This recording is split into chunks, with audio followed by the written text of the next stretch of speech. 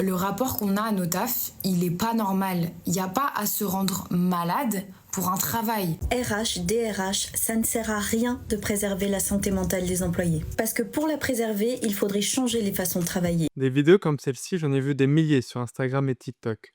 On y voit malheureusement des personnes épuisées mentalement et physiquement à cause de leur travail. Alors, pour éviter de te retrouver dans la même situation et améliorer ta condition de vie au travail, tu peux faire appel à un ergonome qui met en place sa démarche ergonomique constituée de 5 étapes. La première étape de la démarche ergonomique est l'analyse de l'existant. C'est en quelque sorte un état des lieux où l'ergonome comprend ce qu'il a sous ses yeux. Et pour ça, il va regarder plusieurs choses. Les plans d'atelier pour visualiser les espaces, les procédures internes pour comprendre comment les tâches sont censées être réalisées, les organigrammes pour identifier la structure hiérarchique et les circuits de communication, et enfin les statistiques d'accidents, les taux d'absentéisme et les arrêts de travail. Cette phase d'observation et de collecte d'informations est la base de la démarche ergonomique, car elle permet de se rendre compte comment fonctionne l'entreprise, car chaque entreprise est différente. Sans cette base, il est compliqué d'avancer vers les autres étapes et on risque de passer à côté des choses très importantes. La seconde étape est l'analyse de l'activité.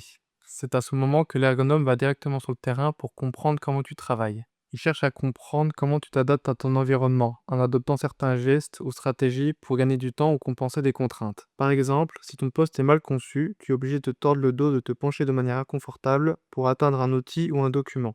Si une machine est trop bruyante à côté de toi, tu peux inventer des stratégies pour communiquer avec tes collègues, comme des signes de la main. Pour recueillir ces informations, l'ergonome utilise plusieurs méthodes. Tout d'abord, les observations directes, où il note les gestes et les déplacements. Des vidéos ou prises de mesures, comme la hauteur des plans de travail, le niveau sonore, la luminosité ou la température. Et il fait des entretiens avec les personnes concernées sur le projet pour comprendre vos difficultés, vos stratégies et ce que vous ressentez au quotidien. Toutes ces données permettent de comparer la théorie et la réalité. L'objectif est de mettre en évidence l'écart entre le travail prescrit et le travail réel. Le travail prescrit correspond à ce que disent les procédures, comment une tâche doit être effectuée. Alors que le travail réel montre comment tu t'organises pour effectuer ton travail, et la plupart du temps, les procédures sont contournées ou modifiées. Cette phase sur le terrain est l'une des plus importantes dans la démarche ergonomique, car elle permet de mettre en avant des choses invisibles depuis un bureau, comme les tensions, les adaptations et les risques que tu rencontres chaque jour. L'étape suivante est le traitement et l'analyse des données, car toutes les données récoltées sur le terrain ne sont pas exploitables.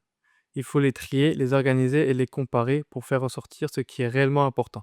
C'est à ce moment que l'ergonome identifie les points critiques, les postures à risque, qui peuvent causer des douleurs et des troubles musculo-squelettiques, la surcharge cognitive, lorsque tu dois gérer trop d'informations ou prendre des décisions sous pression, et les procédures organisationnelles défaillantes, qui ralentissent ton travail et augmentent ta fatigue. Pour cela, il s'appuie sur plusieurs outils, des grilles d'analyse pour classer et évaluer les situations, les retours de terrain, car rien ne remplace ton expérience.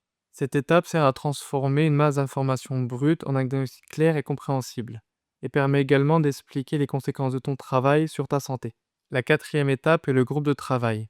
Pour qu'une amélioration fonctionne, elle doit être pensée par ceux qui font le travail, c'est-à-dire toi. C'est pourquoi on met en place un groupe qui réfléchit ensemble sur un sujet. Ce groupe réunit souvent les différents acteurs de l'entreprise. Les salariés directement concernés par l'amélioration, parce qu'ils connaissent le terrain mieux que n'importe qui. Les managers, qui ont une vision globale de l'organisation. Parfois aussi les représentants du personnel ou le médecin du travail qui apporte une autre perspective sur la santé et la sécurité. Donc pendant ces temps d'échange, les idées sont discutées. Certaines sont améliorées et d'autres sont abandonnées. Et petit à petit, des solutions efficaces, adaptées et acceptées par tous sont trouvées. Enfin, la dernière étape de la démarche ergonomique est la restitution. C'est le moment où le travail d'observation, d'analyse et de concertation prend forme. Et l'ergonome présente le diagnostic final avec les recommandations. En général, il se distingue en 3 niveaux d'action. Les actions rapides, faciles à mettre en place et peu coûteuses, qui améliorent déjà le quotidien sans bouleverser l'organisation. Les améliorations structurelles à moyen terme, comme la réorganisation d'un atelier ou la modification d'un poste de travail.